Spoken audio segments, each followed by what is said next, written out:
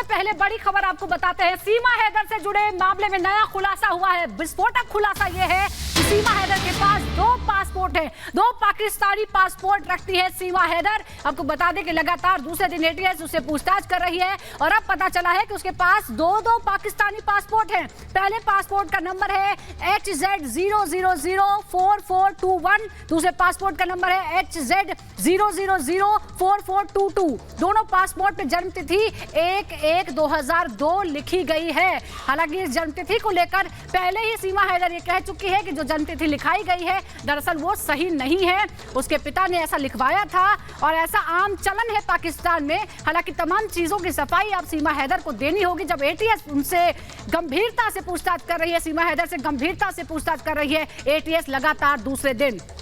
तो आपको बता दें कि सीमा इससे पहले भी 10 मार्च 2023 को नेपाल पहुंची थी और शारजाह से जहां इससे मिलने के लिए सचिन वहां पर पहुंचा हुआ था। कहीं ना कहीं 2 पासपोर्ट को लेकर भी अब बड़े खुलासे की उम्मीद नजर आ रही है।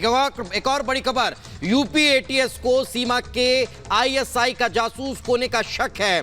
फेक प्रोफाइल के जरिए फंसाने का शक जो है वो यूपी एटीएस को अब है और सचिन को हनी ट्रैप में फंसाने की आशंका एटीएस जता रखी है। इसी मसले को लेकर जांच पड़ताल जो है वो और तेज हो चुकी है। कुछ समय पहले यूपी पुलिस ने एक एडवाइजरी जारी की थी। पाक महिला जासूसों से सावधान किया गया था। इस एडवाइजरी के जरिए साफ तौर पर जो हनी ट्रैप का मसला है वो खुलकर सामने आ रहा था।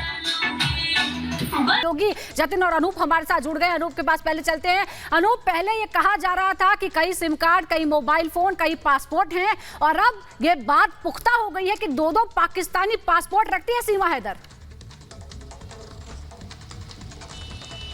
यही बात सबसे ज्यादा खटक रही है सुजाता। आप समझिए कि किसी एक इंसान के पास एक पासपोर्ट हो सकता है लेकिन वो एक ही जन्म तिथि पर 2 पासपोर्ट कैसे बनवा लेता है। ये सबसे बड़ी बात है कि आखिर सीमा ऐसा क्या जानती है, आखिर किसके थ्रू, आखिर किसके जरिए पासपोर्ट बने। और जो जानकारी मिली है जिसके मुताबिक एटीएस इसलिए पीछे पड़ी है। आप समझिए ये सीमा हैदर को अपने शिकंजे में इसलिए लिया कि हनी ट्रैप के कई मामले सामने आए थे। इसमें भारतीय सेना के कई जवानों को हनी ट्रैप करके उनके जरिए जो सीक्रेट्स हैं उसको लीक किया गया था। इस वजह से कहीं भी कोई चूक ना हो, इसे लेकर एटीएस पूरी तरह से छानबीन कर रही है। कई सवाल हैं, ये सीमा इसीलिए संदेह के घेरे में आई है क्योंकि सवालों के जवाब देने में सीमा जो चीजें बता रही हैं वो बेहद शातिराना तरीके से बता रही है और उसके बाद से ये साफ नहीं हो पा रहा है कि वो आखिर चाहती क्या। उसके मन की चीजों को उगलवा पाना थोड़ा मुश्किल हो रहा है एटीएस के सोर्स जो बता रहे हैं उसके मुताबिक। और ऐसे में अब जो नई जानकारी निकलकर सामने है कि 2 पासपोर्ट के अलावा पहले भी कई बार वो एनसीआर, खासकर दिल्ली एनसीआर के लोगों से बातचीत कर वो भारत आने की कोशिश कर चुकी है। ऐसे में सवाल ये भी उठता है कि आखिर दिल्ली एनसीआर के लोग क्यों भारत में किसी और कोने में वो नहीं जाना चाहती थी और जासूस होने का शक कहीं ना कहीं बड़े सवाल और इन्हीं सवालों का जवाब जो है वो यूपी एटीएस जानने की कोशिश में जुटी हुई है। लेकिन जतिन, बड़े प्रोफेशनल तरीके से सीमा का वो जवाब दे रखी है। इससे इतर एक और बड़ी खबर का रुख कर लेते हैं।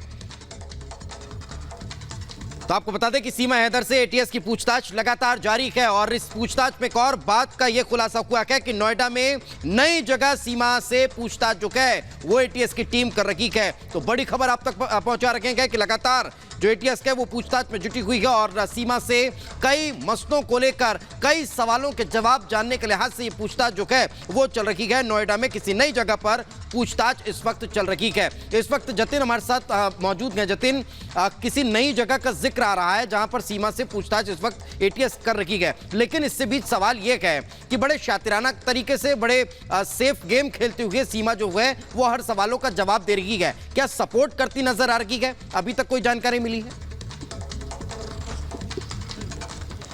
आज बिल्कुल देखिए, अभी जो जानकारी मिल रही है कि एटीएस के अधिकारियों का ये कहना है कि वो संतुष्ट नहीं है अभी तक की इन्वेस्टिगेशन से संतुष्ट इसलिए नहीं है क्योंकि जो भी क्वेश्चन एटीएस सीमा से पूछ रही है उसके पास उस सवालों का जवाब बहुत कम शब्दों में और यही बात खटक रही है। यही एटीएस को लग रहा है कि कहीं ये पूरी स्क्रिप्ट तो नहीं है, जो स्क्रिप्ट एक तरीके से रट दी गई हो और उसके बाद उसी तरीके के आंसर उसको मिल रहे हैं। लेकिन संदेह कहां होता है? संदेह इस बात से होता है कि कुछ डॉक्यूमेंट्स अब एटीएस सीमा के सामने रख रही है, चाहे वो उसके पासपोर्ट से जुड़ी जानकारी हो कि आपके पास 2 पासपोर्ट क्यों थे। हालांकि उसका तर्क यह है कि एक पासपोर्ट एक्सपायर हो गया तो आपने पासपोर्ट वहां पर जमा क्यों नहीं कराया, आपको नया पासपोर्ट इश्यू हो गया तो पुराना पासपोर्ट आपने क्यों नहीं दिया। इसका वो जवाब नहीं दे पा रही है।